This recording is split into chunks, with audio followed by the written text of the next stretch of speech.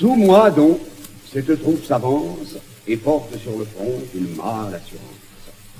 Nous partîmes 500, mais par un prompt renfort, nous nous vîmes 3000 en arrivant au fort. Tant à nous voir marcher avec un tel visage, les plus épouvantés reprenaient de courage. J'en cache les 2/3, aussitôt qu'arrivés dans le fond des vaisseaux qui leur furent tombés.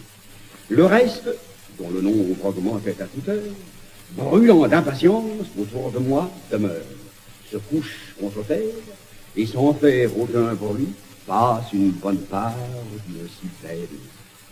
Par mon commandement, la garde en elle-même et se tenant cachée aide à mon stratagème. Et je feins hardiment d'avoir reçu de vous l'ordre qu'on me doit suivre et que je donne à tous. C'est obscure clarté qui tombe des étoiles. Enfin, avec le flux, nous fit voir 30 voiles. L'onde semble dessous. Et d'un commun effort, les morts et la mer montent jusque au bord. On les laisse passer. Tout leur paraît tranquille. Point de soldats au port, point au mur de la ville. Notre profond silence abusant leurs esprits, ils n'osent plus douter de nous avoir surpris. Ils abordent sans peur, ils ancrent, ils descendent et courent se livrer aux mains qui les attendent.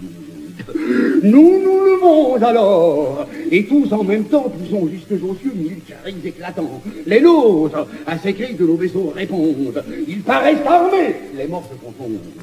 L'épouvante les prend à dignité sans doute. Avant que de combattre, ils s'estiment perdus. Ils pourraient au pillage et rencontrent la guerre. Nous les pressons sur l'eau, nous les pressons sur terre, et nous faisons courir des ruisseaux de leur sang avant qu'aucun résiste ou reprenne son rang.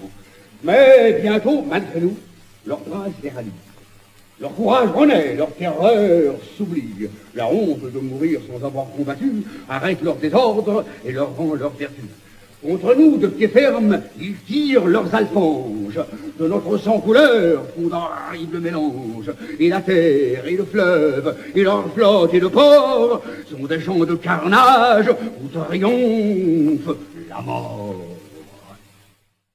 Oh, combien d'actions, combien d'exploits célèbres sont demeurés sans gloire au milieu des ténèbres, où chacun, seul témoin des grands coups qu'il donnait, ne pouvait discerner où le sort inclinait. J'allais de tous côtés encourager les nôtres, faire avancer les uns et soutenir les autres, ranger ceux qui venaient, les pousser à leur tour et ne les plus savoir jusqu'au point du jour. Mais enfin, sa clarté montre notre avantage. Le mort voit sa perte et perd soudain courage. Et voyant un renfort qui nous vient secourir, l'ardeur de vaincre cède à la peur de mourir.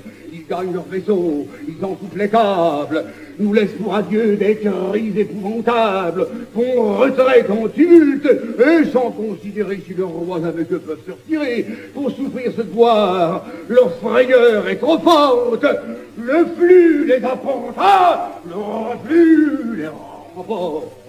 Cependant que leurs rois engagés parmi nous, et quelque peu des leurs, tous percés de nos coups, disputent vaillamment et vendent bien leur vie. À se rendre moi-même, enfin je les convie, le cimetière au point, ils ne m'écoutent pas. Mais, voyant à leurs pieds tromper tous leurs soldats, et que seuls désormais, en vain ils se défendent, ils demandent le chef, je me nomme, ils se rendent.